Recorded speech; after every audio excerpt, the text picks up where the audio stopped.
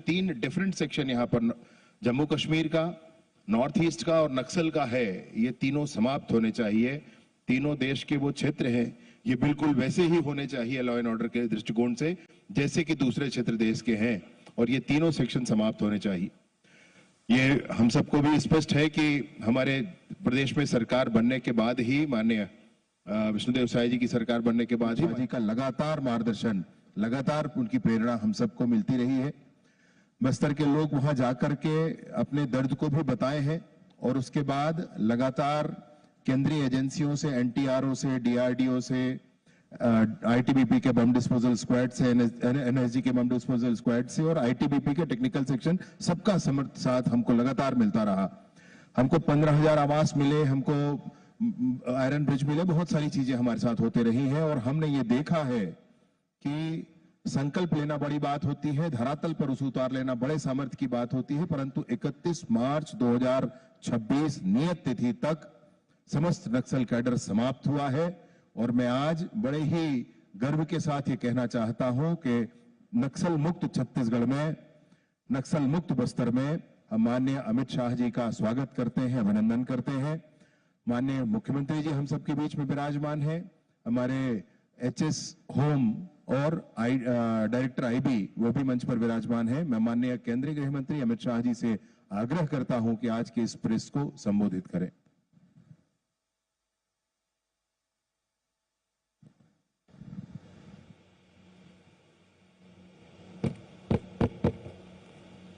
मित्रों, आप सभी का गृह मंत्रालय की इस प्रेस वार्ता में स्वागत है। मैं 31 मार्च 2026 के बाद पहली बार बस्तर में आया हूं। यहां मध्य क्षेत्रीय परिषद की 26वीं बैठक थी और कल से मैं यहां पर हूं। हर जगह पे बस्तर की जनता में उत्साह, विश्वास और भविष्य के प्रति आश्वस्तता का वातावरण सर्वदूर नजर आता है। भय का माहौल, बंदूकों के साए में जीवन जीने का औथार आज समाप्त होकर एक मुक्त सांस पूरा बस्तर ले रहा है। हम सब के लिए एक बड़ा आनंद का विषय है कि बस्तर नक्सल मुक्त हो गया है। मित्रों, इसमें कुछ तिथियों का बहुत बड़ा महत्व है। पहली तिथि 13 दिसंबर 2023, जब छत्तीसगढ़ में भारतीय जनता पार्टी की सरकार श्री विष्णुदेव साय जी के नेतृत्व में बनी। क्योंकि केंद्र में तो मोदी जी की सरकार पहले भी थी, परंतु यहां पर कांग्रेस की सरकार थी। और मैं निसंकोच कहना चाहता हूं, ढेर सारी ऐसी नॉन बीजेपी सरकारों ने नक्सल मुक्त अभियान में हमारा समर्थन किया है, मगर छत्तीसगढ़ की कांग्रेस सरकार ने नक्सल उन्मूलन अभियान में हमारा सहयोग नहीं किया था। 13 दिसंबर 2023 में यहां भाजपा सरकार बनने के तुरंत बाद हमने बस्तर में बचे हुए नक्सलवाद को समाप्त करने के लिए फिर से कवायद की। दूसरी तिथि 24 अगस्त 2024, जब सभी राज्यों की डीजी की बैठक करने के बाद ये घोषणा की गई कि 31 मार्च 2026 को ये देश को हम नक्सलवाद के आतंक से मुक्त कर देंगे। तीसरी तिथि आप सभी जानते हैं 31 मार्च 2026 सुरक्षा बलों के पराक्रम, साहस और उनके बलिदान के कारण 31 मार्च 2026 की जो तिथि तय हुई थी, उसके पहले देश से नक्सलवाद का संपूर्ण उन्मूलन हो चुका है और चौथी तिथि 19 मई 2026 इसका भी बहुत महत्व है, क्योंकि जब से नक्सलबाड़ी से फैलना शुरू हुआ, उसके पक्षधर लोग, बुद्धिजीवी ये बता रहे थे कि नक्सलवाद इसलिए अस्तित्व में आया है कि कुछ क्षेत्र में विकास नहीं पहुंचा है, जबकि ये वास्तविकता नहीं थी। आज पीछे मुड़कर देखते हैं तो विकास न पहुंचने का कारण ही नक्सलवाद था। देश में कई सारे हिस्से ऐसे थे जो नक्सल प्रभावित क्षेत्र से भी ज्यादा पिछड़े हुए थे, मगर वहां नक्सलवाद नहीं हुआ और वो क्षेत्र धीरे धीरे शहन आगे बढ़ गए। मगर हमारा बस्तर और कई सारे क्षेत्र जो नक्सलवाद प्रभावित रहे, वो झस के तस रहे और 19 मई 2026 की ये तिथि है कि जहां से नक्सल प्रभावित क्षेत्र में संपूर्ण विकास की परिकल्पना को लॉन्च किया जा रहा है। कल ही मैंने वीर शहीद गुंडाधुर सेवा डेरा का उद्घाटन किया है। वीर शहीद गुंडाधुर सेवा डेरा ये एक संकल्पना है। ये पूरे क्षेत्र को, केरल जितना बड़े भूभाग के बस्तर के 7 जिले को नक्सलवाद से मुक्त कराने के लिए भारत सरकार के गृह मंत्रालय के द्वारा यहां पर करीब करीब 200 सुरक्षा कैंप बनाए गए। वो कैंप में सीएपीएफ के जवान, डीआरजी के जवान, छत्तीसगढ़ पुलिस के जवान रहकर वो क्षेत्र की सुरक्षा की चिंता करते थे। मगर अब बस्तर नक्सल मुक्त हो गया है, तब हमने तय किया है कि प्रथम चरण में ये 200 कैंपों में से 70 कैंप, करीब करीब 1/3 कैंप को हम वीर शहीद गुंडाधुर सेवा डेरा में तब्दील करेंगे। क्या है वीर शहीद गुंडाधुर सेवा डेरा? ये वीर शहीद गुंडाधुर सेवा डेरा का काम है सरकार को गांव के दरवाजे तक ले जाना, सरकारी सुविधाओं को बस्तर के हर आदिवासी भाई बहन के घर के दरवाजे तक ले जाना। एक ही जगह पे इस सेवा डेरा में बैंकिंग की सुविधा होगी, आधार कार्ड भी बनेगा, सारी डिजिटल सेवाएं उपलब्ध होगी। कॉमन सर्विस सेंटर के माध्यम से 371 राज्य सरकार और केंद्र सरकार की योजनाओं का फायदा मिलेगा।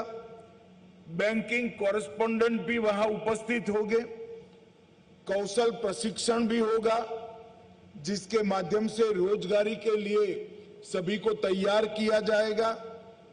स्वास्थ्य सेवाएं भी वहां पर उपलब्ध होगी, सस्ता अनाज की दुकान भी होगी, प्राथमिक शाला भी होगी, आंगनवाड़ी भी होगी।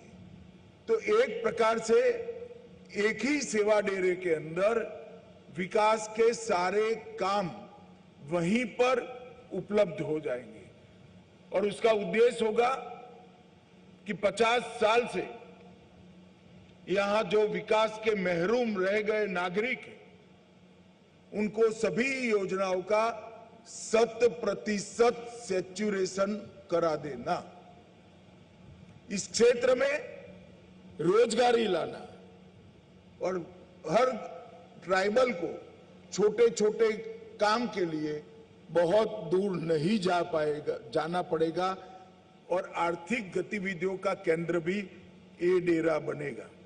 महिलाओं का आजीविका का साधन भी वहीं होगा। वहां सिलाई प्रशिक्षण, ढेकी चावल, इमली प्रोसेसिंग की इकाइयां जैसी कई सारी चीजों के लिए कौशल से युक्त आदिवासी माता बहनों को कराया जाएगा। अब विकास की भागीदारी महिलाओं की भी होगी। यहां पर पैक्स भी बनेगा, यहां पर गांव की डेयरी भी बनेगी और ये डेयरी में हर ट्राइबल महिला अपने पशु का दूध वहां पहुंचा पाएगी। यही सेवा डेरा का उपयोग कर हम बस्तर के हर आदिवासी नागरिक को एक गाय और एक भैंस देने वाले हैं, जिनके माध्यम से कोऑपरेटिव तरीके से वो अपना दूध पूरे भारत में मार्केटिंग कर पाएंगे। एनडीडीबी के साथ छत्तीसगढ़ सरकार ने एग्रीमेंट कर लिया है। हमारे उप मुख्यमंत्री गुजरात जाकर कोऑपरेटिव डेयरी का पूरा मॉडल समझकर आए हैं और आने वाले 6 माह में हम यहां पर बस्तर संभाग में डेयरी का एक बड़ा नेटवर्क बनाने जा रहे हैं। मित्रों, यहां जहां पहले बंदूक के संगीन के साए थे, वहां पर विकास पहुंच जाएगा और ये युवाओं के लिए बहुत बड़ा संदेश है कि अब तक नक्सलवादियों के कारण, नक्सल आंदोलन के कारण ये पूरा क्षेत्र विकास से महरूम रह गया था। ना उनका राशन कार्ड मिला, ना उनको मुफ्त अनाज की योजना का फायदा मिला, ना 5 लाख तक का स्वास्थ्य का बीमा मिला, ना उनके धान को 3100 रुपया क्विंटल खरीदने की व्यवस्था की गई। रोजगारी का दूर दूर तक नामो निशान नहीं था। ना गांव में बिजली पहुंची, ना पानी पहुंचा, ना स्कूल पहुंची।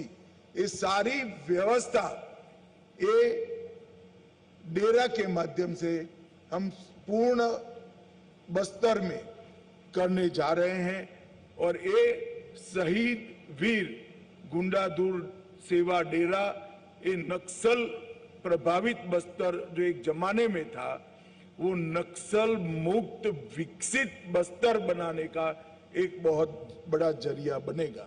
यहीं पर जंगल की वन उपजों को कोऑपरेटिव तरीके से प्रोसेस कर इसका मुनाफा भी हम पूरा का पूरा हम आदिवासियों तक हम पहुंचाएंगे। मित्रों, इसके पहले ही भारत सरकार ने नरेंद्र मोदी जी के मार्गदर्शन में बस्तर के विकास के लिए कई सारे काम कर चुके हैं। हमने 20,557 करोड़ की लागत से 12,211 किलोमीटर सड़कों का निर्माण पूरा कर दिया है। टोटल 13,000 मोबाइल टावर का प्लानिंग किया है। इसमें से 5,000 मोबाइल टावर देश भर के नक्सल प्रभावित क्षेत्र में लग चुके हैं।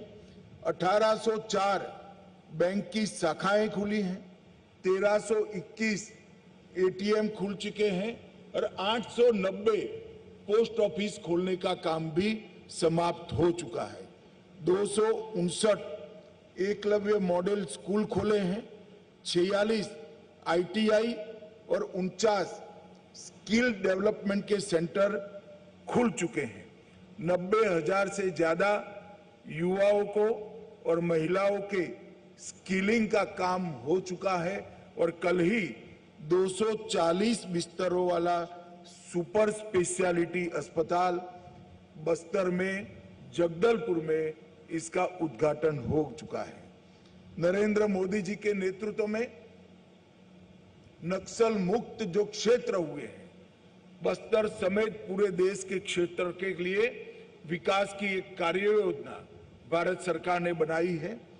पहला विकास और सुरक्षा, विकास की योजनाओं का संपूर्ण सैचुरेशन और सुरक्षा की संपूर्ण व्यवस्था। दूसरा, युवा और महिलाओं के लिए भविष्य उन्मुख सशक्तिकरण का एक वैज्ञानिक कार्यक्रम। और तीसरा, जनजातीय संस्कृति और परंपराओं को बचाते हुए, आगे बढ़ाते हुए यहाँ की संस्कृति का संरक्षण और संवर्धन। आज मैं इस प्रेस वार्ता के माध्यम से देश को बताना चाहता हूं कि हमने यहाँ बस्तर पंडुम की शुरुआत की। मोदी जी ने एक प्रेरणा दी थी कि आदिवासी संस्कृति को बचाने के लिए भी पुरुषार्थ किया जाए, योजना बनाई जाए। ये बस्तर पंडुम के अंदर आदिवासी नृत्य, गीत, भाषा, वेशभूषा, व्यंजन, ये सभी प्रकार की यहाँ की संस्कृति को हस्तशिल्प समेत ये बस्तर पंडुम में एक बड़ा प्लेटफॉर्म दिया गया है। और मैं यहाँ आया था 1 साल पहले, 45,000 लोगों ने बस्तर पंडुम में हिस्सा लेकर इस सभी गतिविधियों को आगे बढ़ाया है। और एक वैज्ञानिक आयोजन गांव से तहसील में, तहसील से जिले में और जिले से संभाग स्तर पर ऊपर आते आते स्पर्धा के साथ यहाँ पर टोलियां आई थी और 45,000 लोग बस्तर की संस्कृति के संरक्षण और संवर्धन में अपने आप को इन्वॉल्व किए थे। इसी प्रकार से 2 बस्तर ओलंपिक हमारे आयोजित हो चुके हैं। अंतिम बस्तर ओलंपिक के समारोह में मैं आया था। 3,94,000, मैं फिर से रिपीट करना चाहूंगा, 3,94,000 खिलाड़ियों ने बस्तर संभाग में बस्तर ओलंपिक में हिस्सा लिया था। और उसमें एक बहुत बड़ी टोली पुनर्वास स्वीकारे हुए हमारे सरेंडर नक्सल भाइयों बहनों की भी थी और सबसे अच्छा परफॉर्मेंस उन्होंने किया था। नरेंद्र मोदी जी ने पूरे नक्सल मुक्त क्षेत्र के लिए एक लक्ष्य तय किया है कि सुरक्षा से विश्वास की यात्रा पूरी करनी है, विश्वास से विकास की यात्रा पूरी करनी है, विकास से समृद्धि की यात्रा और समृद्धि से संतृप्ति तक की यात्रा आने वाले 5 साल में पूरी करनी है। गृह मंत्रालय ने इसका एक वैज्ञानिक रोड मैप बनाया है। और भले विजय भाई ने शुरुआत में कहा कि बस्तर नक्सल मुक्त हो गया है, मैं ऐसा मानता हूं कि सुरक्षा से विश्वास, विश्वास से विकास, विकास से समृद्धि और समृद्धि से संतृप्ति की यात्रा जब समाप्त होगी तभी बस्तर को नक्सल मुक्त माना जाएगा। और यहां से देश भर के माओवादी विचारधारा के अनुयायियों को हम एक संदेश देना चाहते हैं, हिंसा किसी भी बात का समाधान नहीं है। लोकतांत्रिक मूल्य, परस्पर सहयोग और विकास की अवधारणा ही व्यक्ति के विकास का आधार बन सकते हैं। हिंसा से किसी का विकास नहीं हो सकता, न व्यक्ति का, न गांव का, न क्षेत्र का। और ये हमने आगे देखा है। नक्सलवाद गरीबी के कारण फैला था, वो भ्रांति को दूर करने का काम शहीद वीर गुंडा दूर सेवा डेरा करेगा, ऐसा मेरा पूरा विश्वास है। जब एक क्षेत्र पूरा विकसित होगा तब यहां से दुनिया भर में संदेश जाएगा कि यहां स्कूल इसलिए नहीं बने क्योंकि नक्सलियों ने स्कूल तोड़े थे, यहां सड़कें इसलिए नहीं बनी कि नक्सलियों ने इसमें विघ्न डाला था, यहां अस्पताल इसलिए नहीं चले कि उन्होंने अस्पताल के कर्मियों को मार डाला था, और यहां बैंक इसलिए नहीं आए कि नक्सलियों ने बैंकों को लूटकर बंद कराने का काम किया था।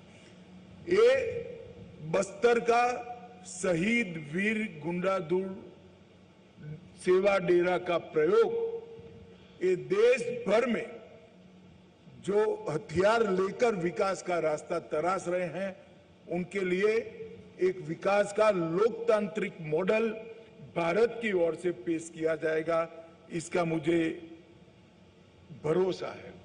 मैं अंत में बस्तर के सभी नागरिकों को भारत सरकार और देश के प्रधानमंत्री नरेंद्र मोदी जी की ओर से भरोसा दिलाना चाहता हूं कि अब भय से जीने की जरूरत नहीं है। यहां नया सूर्योदय हो चुका है। भले आजादी के इतने साल बाद ही अब विकास का रास्ता प्रशस्त हो रहा है। यहां के आदिवासी युवा और महिला विश्वास के साथ आगे बढ़े। भारत सरकार और छत्तीसगढ़ सरकार आपके साथ है। कंधे से कंधा मिलाकर आपके जीवन में उजियारा लाने के लिए दोनों सरकारें कटिबद्ध है। मित्रों, कितने लोगों का, निर्दोष लोगों का खून बहने के बाद, न जाने कितने युवा सुरक्षा अधिकारियों की शहीदगी के बाद, न जाने कितने करोड़ों करोड़ों आदिवासियों के जीवन अंधेरे में व्यतीत करने के बाद हम सब के लिए आनंद का विषय है कि आज बस्तर के अंदर नया सूर्योदय हुआ है, वो विकास का सूर्योदय हुआ है और इसको लॉजिकल एंड तक ले जाने के लिए मैं मीडिया के मित्रों का भी सहयोग मांगता हूं। मित्रों, आज नक्सल प्रभावित क्षेत्र जो था बस्तर, वो विकसित क्षेत्र बनने जा रहा है। तब बस्तर की जनता को भी मैं आगाह करना चाहता हूं कि यही लोग जो माओवादी विचार सरणी से प्रेरित होकर बंदूक लेकर हमारे बस्तर को बर्बाद किए, वो भेष बदल कर आएंगे, बात बदल कर आएंगे, नाम बदल कर आएंगे। किसी के बहकावे में मत आना। छत्तीसगढ़ सरकार और भारत सरकार दोनों आपकी चुनी हुई सरकार है और वो लोकतांत्रिक तरीके से पूरे बस्तर का विकास करेगी। बहकावे के लिए जो आते हैं उनके साथ अगर आप बस्तर की जनता बात करनी चाहती है तो उनसे हिसाब मांगना कि हमारे 50 साल के नुकसान का पहले आप हमें हिसाब दीजिए, इसको भरपाई करिए, फिर बात करिए।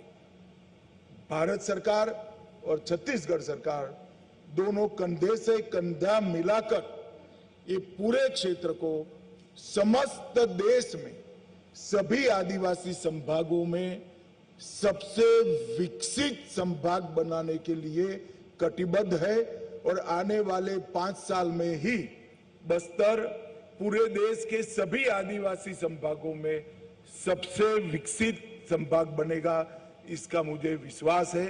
इस मौके पर मैं फिर से एक बार, कई बार मैं बोल चुका हूं मगर फिर से कहना चाहता हूं कि ये नक्सल मुक्त भारत का संपूर्ण यश जिन्होंने अपना सर्वोच्च बलिदान इस लड़ाई में दिया, वो सुरक्षा बलों के जवान और उनके परिजनों को जाता है।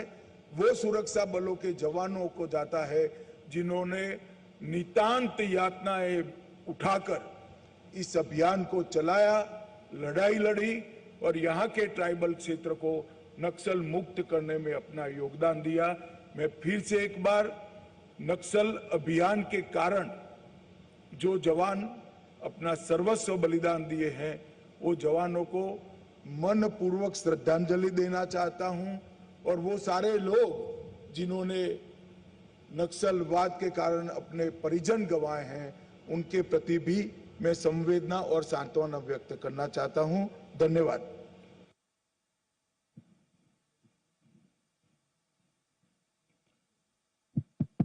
पीछे पीछे मेरा एक सवाल है। बचपन से हम ये सुनते आए हैं कि बस्तर के लिए दिल्ली से इतना पैसा चला है कि हर आदिवासी के घर में एक मारुति कार हो सकती थी। क्या हर आदिवासी के घर में एक मारुति कार खड़ी हो सकती थी? इतना पैसा दिल्ली से चला है, ऐसा बचपन से हम सुनते आए हैं। क्या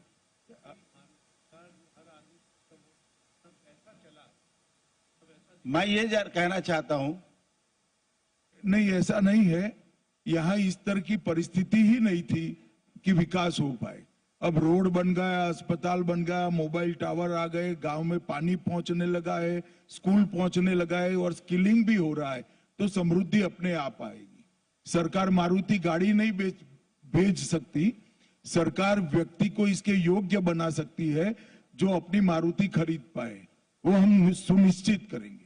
बस्तर मुक्त धन्यवाद, हो गया बेटी। बस्तर नक्सल मुक्त तो हो हम गया विवाद सर। नहीं कर सकते भैया, सवाल जवाब कर। आगे आगे बढ़ेंगे।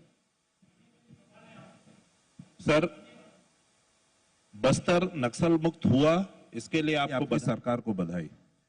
आपने बस्तर को सर्वश्रेष्ठ बस्तर बनाने की दिशा में जो 2030 का जो विजन दिया है, उस विजन के तहत कल माननीय मुख्यमंत्री 31 का 5 साल, हम 26 में है, 31 में होगा। ठीक है, नहीं, कल माननीय मुख्यमंत्री जी ने एक बात कही कि बस्तर में औद्योगिकरण नहीं होगा, कृषि आधारित विकास हम करेंगे।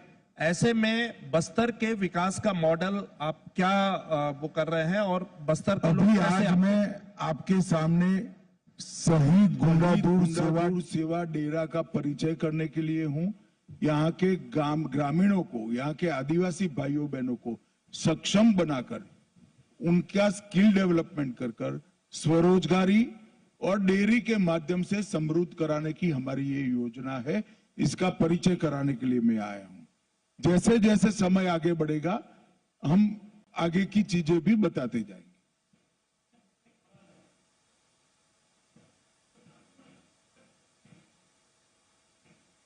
भाई माइक दे दो वहां।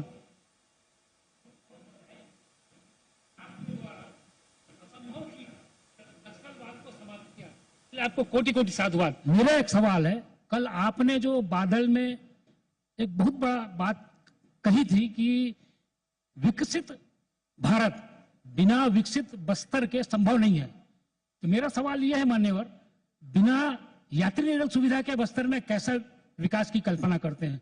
क्योंकि हम बस्तरवासी आज आजाद भारत के पहले या बाद से अभी तक रायपुर ट्रेल में नहीं चल पा रहे हैं। इस संबंध में आप क्या कहना चाहेंगे और भारत सरकार क्या प्रयास करेगी?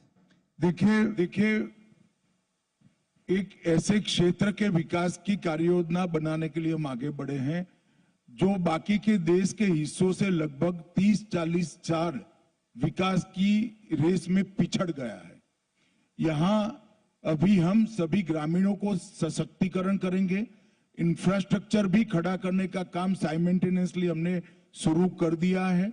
यहाँ इरिगेशन की योजनाओं का भी डिजाइन हो रहा है, रेलवे भी पहुंच रही है और साथ में एक बार ये पहला चरण समाप्त होने के बाद बस्तर के संपूर्ण विकास की भी कार्य योजना हम बनाएंगे। परंतु मैं इतना सुनिश्चित करना चाहता हूं कि बस्तर का हर नागरिक की अभी जो एवरेज आय है उसको कम से कम हम 5 साल में 6 गुना करने का काम करेंगे। इसमें कोई संशय रखने की जरूरत नहीं और इसका वैज्ञानिक आयोजन हमारे साथ उपलब्ध है।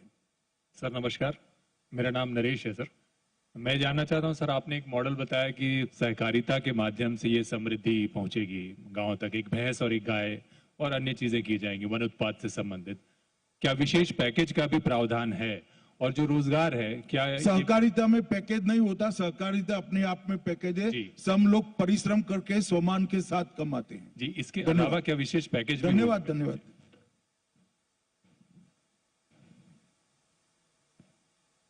सर नमस्कार। बस्तर नक्सल मुक्त हो गया है, लेकिन बस्तर में एक अफवाह तेजी से फैल रही है कि अब जल जंगल जमीन भी खत्म हो जाएगा। आदिवासियों को क्या मैसेज देना चाहेंगे? आदिवासियों को क्या मैसेज देना चाहेंगे? मैंने यही कहा, मैं बस्तर वासियों को फिर से कहना चाहता हूं कि जिन्होंने 50 साल तक बस्तर को बंदूक के साए में रखा, वो भेष बदलकर, नाम बदलकर, बात बदलकर आए तो भरोसा मत करना। आपकी चुनी हुई तहसील पंचायत, आपकी चुनी हुई जिला पंचायत, आपकी चुनी हुई राज्य सरकार और आपकी चुनी हुई भारत सरकार का भरोसा करना, वो ही बस्तर को विकसित कर सकते हैं। जो उकसाने आते हैं उनको एक बात जरूर कहना चाहिए कि 2 साल जरा बस्तर में रह जाओ, दिल्ली में जाए बगैर, तभी जाकर यहां पर सच अर्थ में विकास का सवेरा होगा। सर मैं अंकित मिश्रा हूँ। अभी जो नक्सलियों ने जो पुनर्वास किया है, आने वाले समय में इनको लेकर के क्या तैयारियां हैं कि दोबारा जो है वो फिर से नक्सलवाद के रास्ते पे न जाएं, उनको भरोसे में लिया जा सके? देखिए, पुनर्वास किए हुए सारे नक्सली भाइयों बहनों के लिए भारत सरकार ने 20 करोड़ रुपया खर्च कर एक सेंटर बनाया है, जहां अभी उनका स्किलिंग भी हो रहा है, जो निरक्षर है उनकी पढ़ाई लिखाई भी हो रही है, साइकोलॉजिकल मैपिंग होकर एक नया विश्वास बढ़ने का साइकोलॉजिकल ट्रीटमेंट भी हम उनको दे रहे हैं, और आने वाले समय में वो अपने परिवार के साथ सम्मान के साथ रहे, इस प्रकार की पूरी ट्रेनिंग करने की व्यवस्था छत्तीसगढ़ सरकार और भारत सरकार ने की है। एक बहुत बड़ा प्रोजेक्ट है, और मैं मानता हूं कि जिनको स्कूल से नक्सली उठा गए और वो नक्सलवादी बने, इसका कोई दोष नहीं है, वो तो विक्टिम थे जिन्होंने हथियार डाल दिए। उनको पूरा अधिकार है सिस्टम के अंदर पुनः प्रस्तापित होकर सम्मान के साथ जीने का।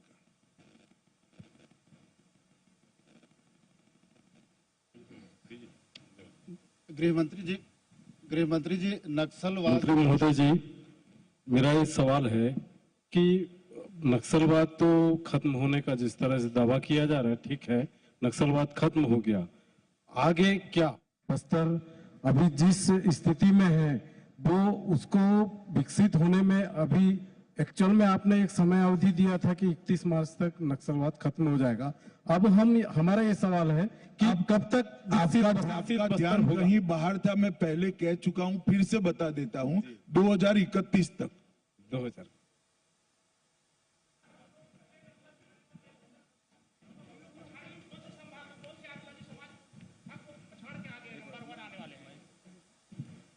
सर, आपने कहा कि बस्तर नंबर 1, जरा नजदीक रखिए। आपने कहा कि बस्तर नंबर 1 संभाग बनेगा आदिवासी क्षेत्र में, तो हम किस संभाग को देश के पीछे करके आगे बढ़ेंगे, उसके बारे में थोड़ा पूछा था। कौन सा संभाग है जिसको हम हटा? अभी तो भारत सरकार ने एक बहुत अच्छे सोच विचार के साथ एक योजना बनाई है। कल सभी नक्सल प्रभावित क्षेत्रों के राज्य के अधिकारियों की भी यहां पर मीटिंग थी। इसमें कार्य योजना का डिटेल प्लानिंग सभी राज्य सरकारों के साथ शेयर भी किया गया है। गृह सचिव ने स्वयं एक प्रेजेंटेशन देकर ये कार्य योजना सबके सामने रखी है। अभी बस्तर का जहां तक सवाल है, शहीद वीर गुंडादुर सेवा डेरा से हम शुरुआत करेंगे, और विकास के लिए जो कुछ भी जरूरी है वो सभी चीजें एक के बाद एक इसके अंदर जोड़ते जाएंगे। अभी सबसे बड़ी जरूरियात है लोगों को सरकार की सारी योजनाओं का लाभ मिले, 100% सैचुरेशन तक पहुंचे, स्किलिंग हो, कोऑपरेटिव के माध्यम से उनकी आय को बढ़ाया जाए, और फिर संपूर्ण विकास की दिशा में भी हम आगे बढ़ेंगे।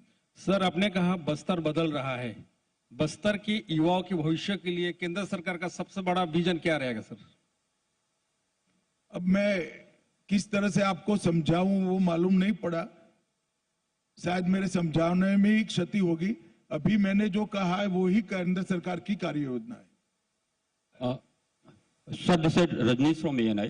सर, जैसे कल आपने बोला था कि यहाँ पे एम्प्लॉयमेंट जनरेशन के लिए ओपनिंग की जाएंगी, लोगों को एम्प्लॉयमेंट ओपनिंग की जाएंगी कि लोगों को अगर प्रॉपर एजुकेशन मिलने के बाद अगर वो अप्लाई करते हैं तो उनको कुछ छूट मिलेगा एम्प्लॉयमेंट में यहाँ पे, तो उसके लिए क्या रणनीति बनाई गई है, और खास तौर पे स्पोर्ट्स फैसिलिटीज किस तरह से यहाँ पे डेवलप की जाएंगी? देखिए, अब मुझे लगता है कि सवाल समाप्त हो गए, एक ही सवाल घूम कर सब पूछ रहे हैं। अभी स्किलिंग के माध्यम से स्वरोजगार, एजुकेशन के माध्यम से सरकार में नौकरियां, एजुकेशन के माध्यम से प्राइवेट नौकरी में के लिए उसको लायक बनाना, और स्किलिंग के माध्यम से ही प्राइवेट नौकरी के लिए उसको लायक बनाना, और कोऑपरेटिव के माध्यम से किसान और महिला दोनों को रोजगारी के साथ जोड़ना। ये एक शुरुआती कार्य योजना है। पहला चरण समाप्त होने के तुरंत बाद हम आगे का रोड मैप लेकर भी आएंगे। चलिए, आप सभी का बहुत बहुत धन्यवाद। पहले तो जो